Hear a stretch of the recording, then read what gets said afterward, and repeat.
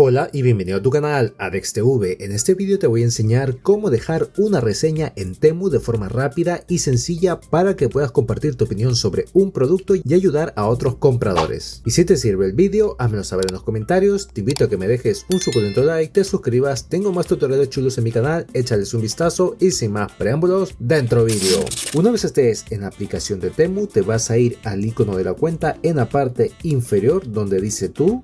Aquí te vas a la sección de tus pedidos y nos vamos a centrar en este apartado que dice artículos listos para su reseña.